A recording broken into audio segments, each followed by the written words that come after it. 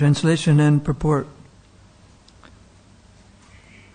From Pururava's rubbing of the Aranis came a fire. By such a fire one can achieve all success in material enjoyment and be purified in seminal birth, initiation, and in the performance of sacrifice, which are invoked with the combined letters AUM. Thus, the fire was considered the son of King Pururava. According to the Vedic process, one can get a son through semen, shukra. One can get a bona fide disciple through initiation, savitra. Or one can get a son or disciple through the fire of sacrifice, yajna. Thus, when Maharaj Pururava generated the fire by rubbing the Aranis, the fire became his son.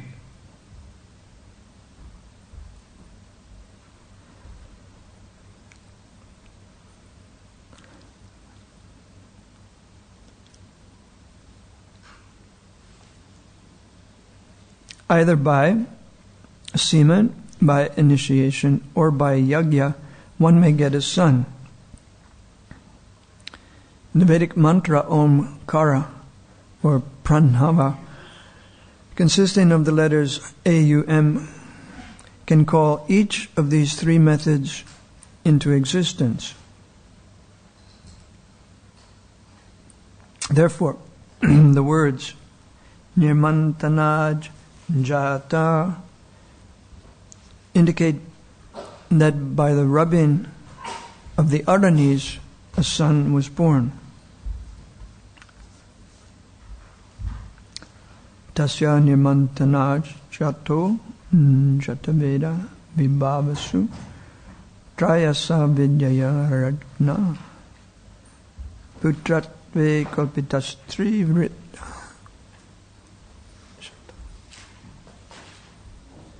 Open the window a bit, please. Omagena timarandasya. No, that's right. Omagena timarandasya gyananjana shalakaya chakshur militam jena tasmai sri guruve namah. Shri Chaitanya Manobhishtam Shtapitam Jena Bhutale Swayam Rupa Kadamayam Dadati Swaha Padantikam Vandeham Shri Guru Shri Tapadakamalam Shri Gurun Vaishnavamscha Shri Rupam Skajatam Sahagana Raganaptam Vitam Tam Sajivam Sadvaitam Savadhutam Parijana Sahitam Krishna Chaitanya Devam Shri Radha Krishna Sagana Lalita Shri Vishakan Vitamscha He Krishna Karuna Sindhu Dinabandhu Jagatpate Gopesha Gopika Kanta Radha Kanta Namostite Tapta Kanchana Gaurangi Radhe Vrindavaneshwari Vishwabhanu Sutta Devi Pranamami Hari Priye Vanchakalpatarubhyascha Kripa Sindhubhyevacha Paritanam Pavanebhyo Vaishnavebhyo Namo Namah. Jai Shri Krishna Chaitanya Prabhu Nityananda Shri Advaita Gadadhar Shri Vasari Gaur Bhakta Vrinda. Hare Krishna Krishna Krishna Hare Hare Hare Rama Rama Rama Hare Hare. Where's Ananda Chaitanya? Call him on your phone. Invite him to class.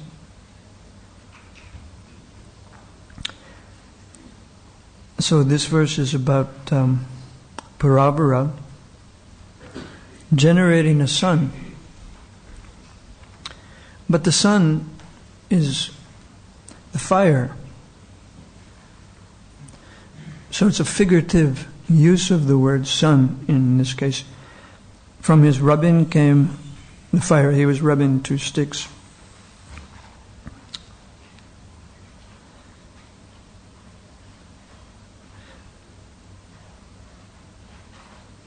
Prabhupada writes, therefore the words Nirmantanajata indicate that by the rubbing of the Aranis, a son was born.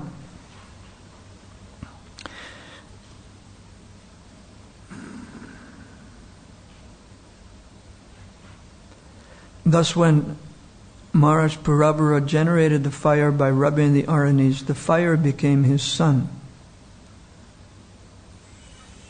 Of course he had sons. It's not that he didn't. He had, I believe, 6.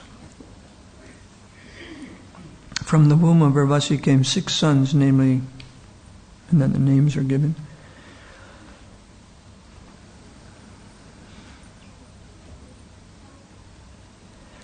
Generally, one performs a yajna with the intention of getting a son.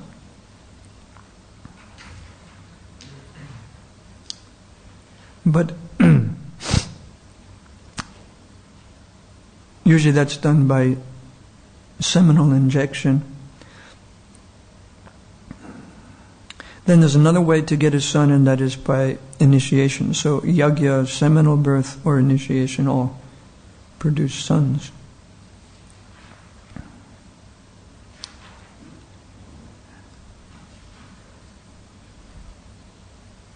Tasya nirmantana jato veda vibhavasu.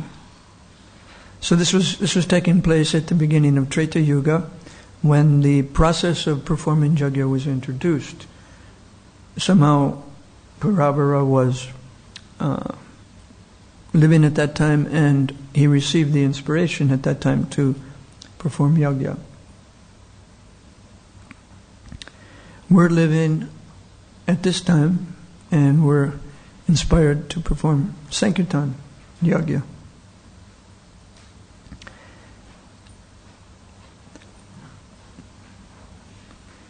And instead of chanting the Tattvavit, the letters AUM combined as Om, in our yajna we're chanting Hare Krishna, Krishna Krishna, Hare Hare, Hare Rama, Rama Rama, Hare Hare. Congregationally we chant here in the temple, and we also go out to chant. Another kind of chanting, or Sankirtan, is when we glorify Krishna by distributing books about Krishna.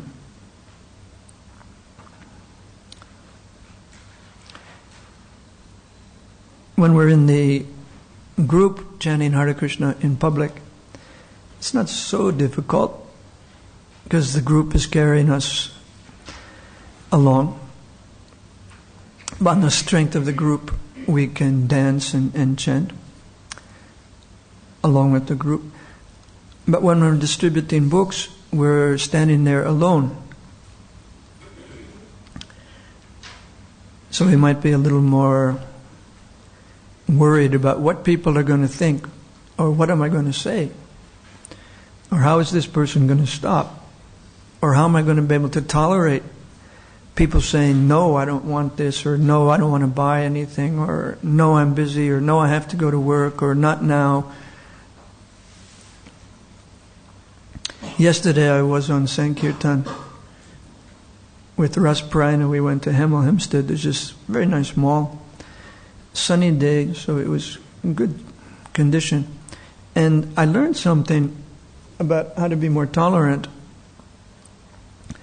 People are going to pass you by and ignore you and speak some negative things to say I don't want this, or I'm busy.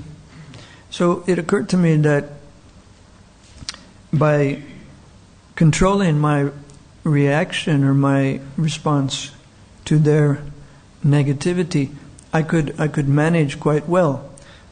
If we react or respond to their negativity, and think, oh, it's so difficult to do this, everybody's against me. Then if we respond too much like that, then we will feel discouraged too much. So we have to respond without any kind of emotional interaction with that negativity. We just have to take it in a very, like water off a duck's back, right? Water doesn't stick to a duck's feathers, it just rolls off. Another analogy was I was thinking of how when we're driving in traffic, we often pass cars, but although we're going past the other person, maybe cutting them off or whatever a little bit, there's no problem with that. Everybody just accepts, okay, pass that person, pass this person. Or a car may pass us, another car may pass us, and we don't care, it's just part of driving. So in the same way, the people that are going by, we can take it, with detachment, that, okay, this person made a noise, like a honking of a horn. I don't want that. Okay, he goes past. And then there's the next one, But what's really nice, of course we can, it's nice to learn how to develop tolerance. It's a quality of a Brahmin. But it's really nice to meet good people. Yesterday, by Krishna's grace, I met a very nice gentleman, a young man. He had 2 children and his wife with him. And they were at the little tiny playground. There's a little playground in the mall where the kids can hang out for a little while. And they were there, so it was. I didn't have to stop them; they were already standing there, and I just went up to the man, and he was wearing sunglasses, so I couldn't quite make eye contact with him. I just saw the dark shades. You know how it is when you wear sunglasses? You're like at an advantage because you can watch the other person's eyes, but he can't watch you. So he had an advantage. But he was really nice. He said, I've read the Bhagavad Gita once.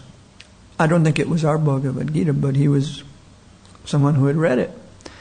And I tried to sort him out, well, were you like studying that or you were taking a course in religion? And he said, no, I just read it. And it turns out he was a project manager. So he had a good job. And he was interested. He just had intellectual or curiosity, and he had read it. So he was holding the Gita that I gave him. He had already had it in his hands, and I was talking about it. I showed him Prabhupada's picture and said that I was from the manor, and George Harrison had been a friend of Srila Prabhupada and given us the manor. And I explained our scheme that, we don't sell the books, we just ask people to give a donation to cover the printing costs. So he was getting the idea. And then I thought, well, this Bhagavad Gita is so thick, he may not read it. So I thought, I asked him, why don't you take this book instead, this King of Knowledge, because it's short and you'll be able to maybe read some of this for sure. Whereas, to read the whole Bhagavad Gita, it might be too much. That was my idea. And I suggested that he substitute the Bhagavad Gita and take the King of Knowledge, and he wouldn't. He wouldn't change.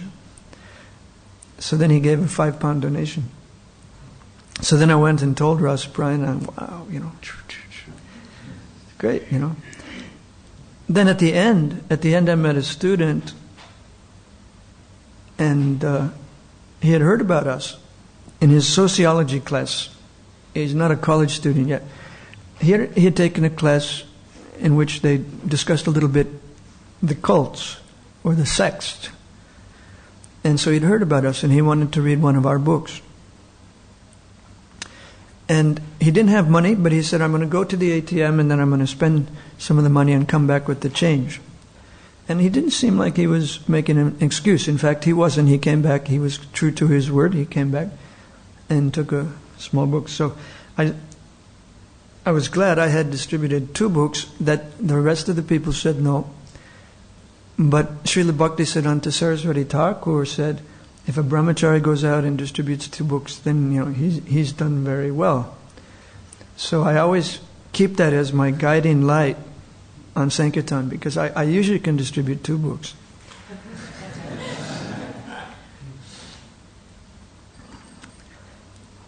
On Sunday, I'm going to change the topic now to the Sunday class. I was talking about Murari Gupta. As a physician, he was curing the bodily diseases, and Srila Prabhupada also was kind of doing that sometimes with his disciples, because he was a pharmacist. And I happened last night to read a letter to a disciple named Shamadasi, and here's Prabhupada writing, regarding the ailments with your finger, I'm describing here a treatment for it. Take turmeric powder and add the same quantity of limestone, then mix with water and boil it to a paste. Then apply the paste while it is hot. I understand that Hayagriva had some backache, so for him you take 1 part of a crushed to powder red pepper and add it to 5 parts of rubbing alcohol. Keep this for 24 hours. Then strain it and add 1 part camphor. When it is mixed, just apply it on the painful part of the back 3 times daily.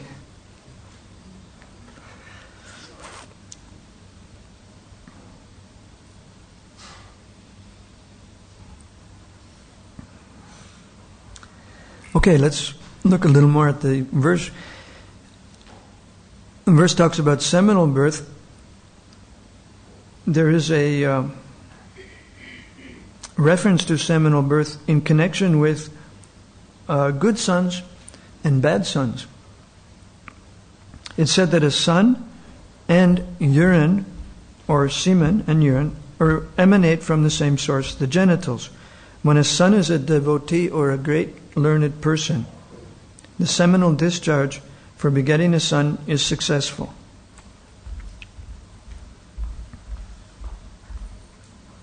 But if the son is unqualified and brings no glory to his family, he's no better than urine. So this was used in the pastimes of Lord Ram, this example. The ocean god appeared before Ram when he wanted to cross the ocean. And he encouraged Lord Ram. He said, you may use my water as you like. You can use my water. You can cross to Lanka on my water. Indeed, you may cross this water and go to the abode of Ravana, who is the great source of disturbance and crying for the 3 worlds. He's the son of Vishrava, but he's condemned like urine. So the ocean god said, Ravana is no better than urine.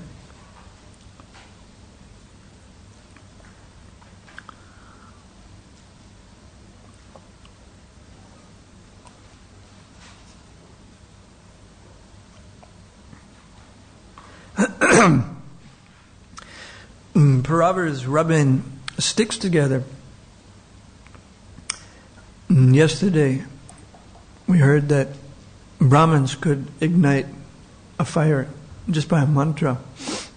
But we use a lighter or we use matches.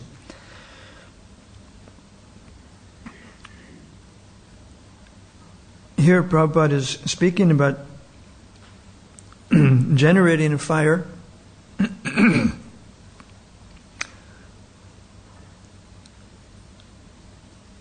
And this is in another lecture that he gave in 1968, and he's not describing generating the fire by rubbing the sticks together, although he mentions that, but he brings it up to date. He says you cannot get fire by rubbing 2 sticks. If there's no chemicals on the top, he's making reference to the modern matches, where you strike the wooden stick. There's some chemicals up on the top to get that. So he has updated the idea.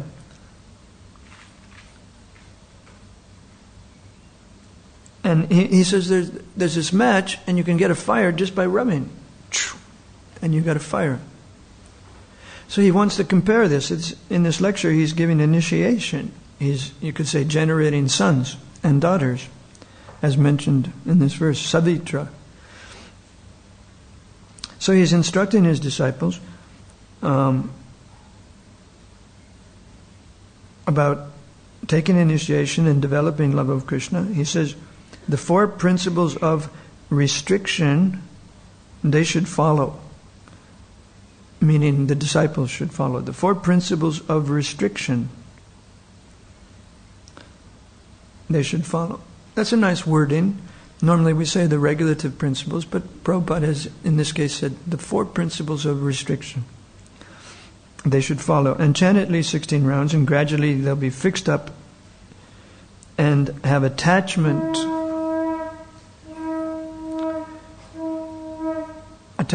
and taste. So those are higher levels. After you take initiation and follow the rules, your faith becomes fixed, then you develop attachment and taste. And then love of Krishna will automatically follow. It's there in everyone's heart, love of Krishna. It's not a foreign thing that we're imposing. Sri Sri Radha Gokulananda Sitaram Lakshman Hanuman Sishu Gunata. So this is interesting. He uses the words, it's not a foreign thing that we're imposing. He's in America, in Seattle, Washington, on the West Coast. And he's only been in America 2 years or 3 years. So he has to introduce Krishna consciousness, sometimes by saying, it's not a foreign thing. I'm not giving you something from India. I'm not giving you something Hindu or something like that. But he says it's there in every living entity. Otherwise, how are these American boys and girls taking it? If it's not there. It is there. I'm simply helping. Then he uses this example of the matches. Just like the matches, there's fire, and one can help just by rubbing, that you help create the fire. You create the fire by striking the match.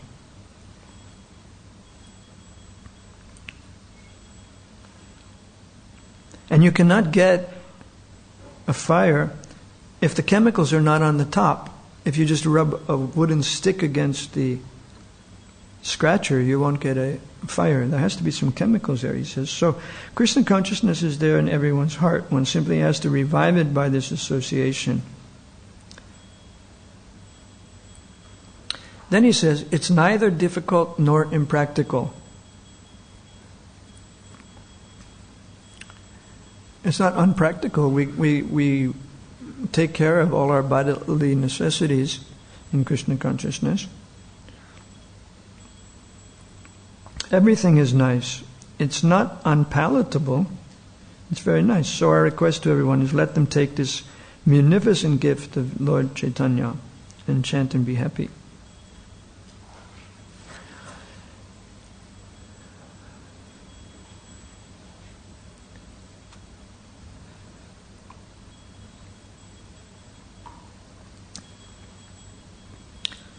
Going back to what the verse describes, a yagya and rubbing of sticks.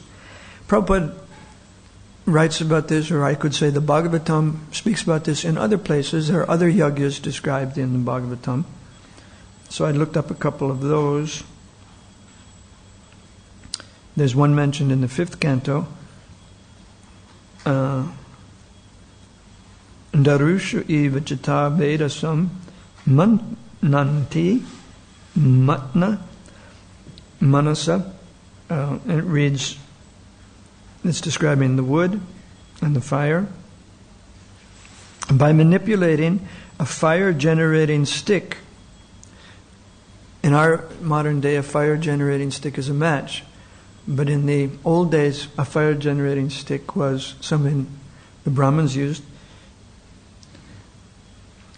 The sages and saints can bring forth the fire lying dormant within the wood. And this example is used as an analogy. In the same way, O Lord, those expert in understanding the absolute truth try to see you in everything, even in their own bodies, yet you remain concealed. You are not to be understood by indirect processes involving mental or physical activities like speculation and yoga, Gyan and yoga, mental or physical activities. Because you are self-manifested, only when you see that a person is wholeheartedly engaged in searching for you do you reveal yourself.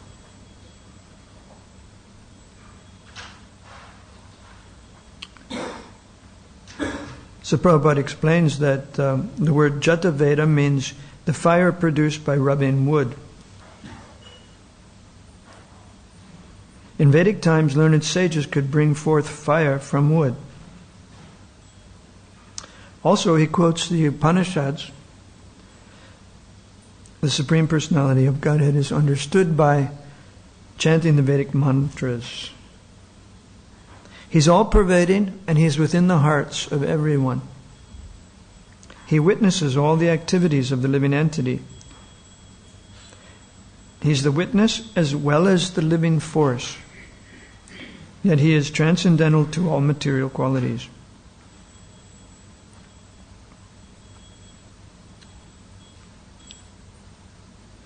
When one understands that the Lord is situated in everyone's heart and actually sees the Lord present everywhere, he has perfect knowledge.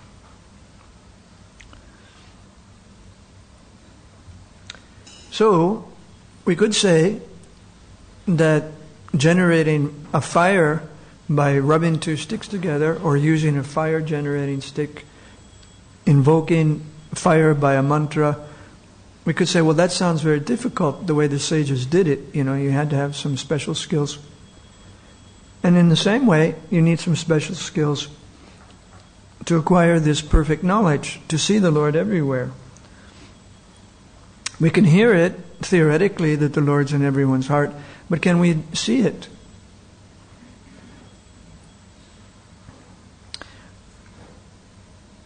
The answer to this is you have to be qualified in this way. The verse goes, you are self-manifested. You are self-manifested only when you see that a person is wholeheartedly engaged in searching for you. Then you reveal yourself. So it's a question of getting reciprocation from the Lord. One has to act in such a way, upon the knowledge that he receives, wholeheartedly engaging in searching for the Lord. And then the Lord may reveal Himself. Dhruva Maharaj was a good example. Although he was only 5, he wholeheartedly engaged in searching for Krishna by chanting the mantras that Narad Muni gave him and performing austerity. And the Lord reciprocated. You could say, he made the Lord reciprocate because he was so wholeheartedly engaged.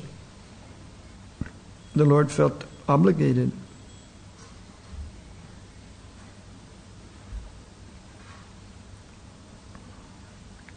There's another example from the 11th canto about a description of generating a fire.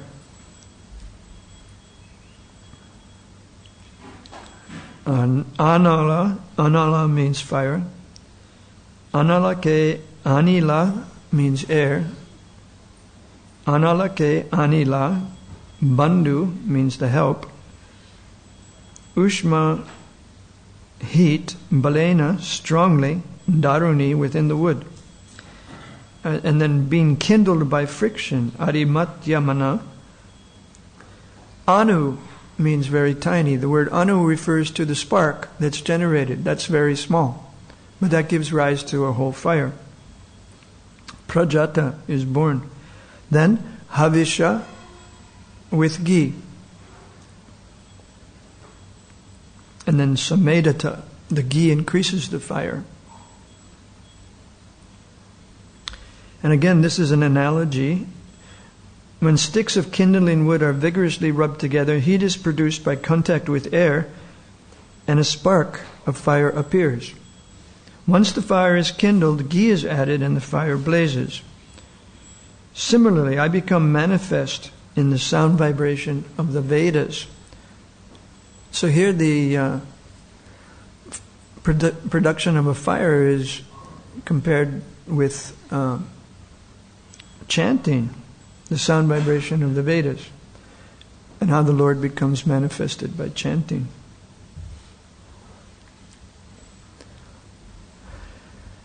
So that should encourage us that by our wholehearted chanting of the Hare Krishna mantra, the Lord will reveal Himself, just as a fire is produced when there's the proper process of rubbing sticks and generating a spark and then adding ghee. You see how the priest conducts a fire sacrifice. You've all seen it. The priests here in the temple perform fire sacrifice. So in the same way we can perform a sacrifice of chanting, and the Lord will become manifest, just as the Lord who is represented by the fire becomes manifest when we're doing a fire sacrifice. The fire begins to roar when the ghee is added. Fire represents Lord Vishnu.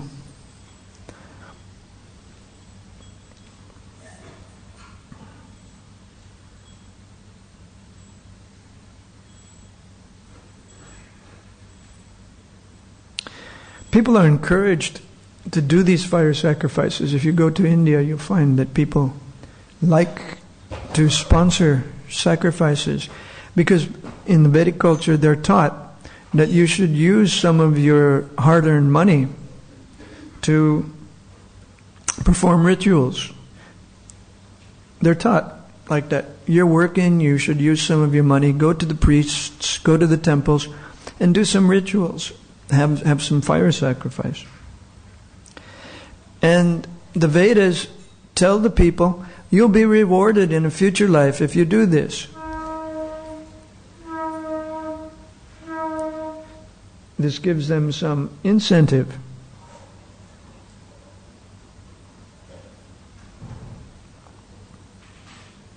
If I do a yajna, if I go to the temple, I'll get some reward.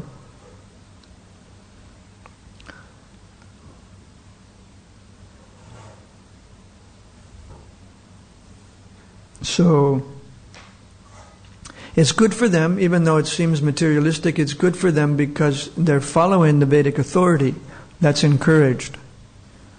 You should follow the Vedic authority, even if you're materially motivated. And then the idea is that if you perform these rituals, if you get enough of material enjoyment, then you'll feel exhausted with material enjoyment, and you'll naturally turn or gravitate toward the superior stage of philosophical speculation.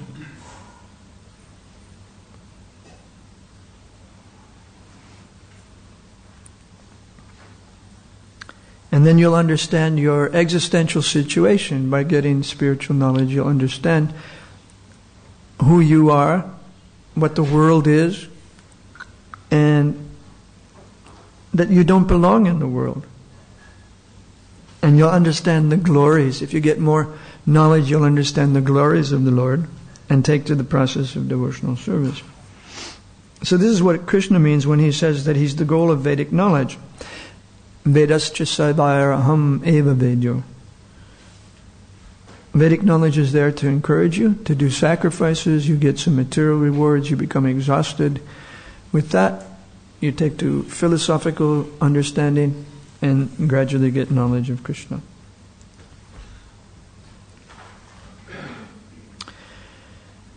So by Vedic sacrifice, it's said that the fire of spiritual knowledge gradually blazes. It's not just a fire, but it's also spiritual knowledge that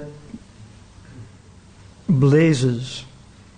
And what does spiritual knowledge do? It illuminates everything. You see everything properly in the light of spiritual knowledge. And that destroys the bondage or the chain of fruitive activity.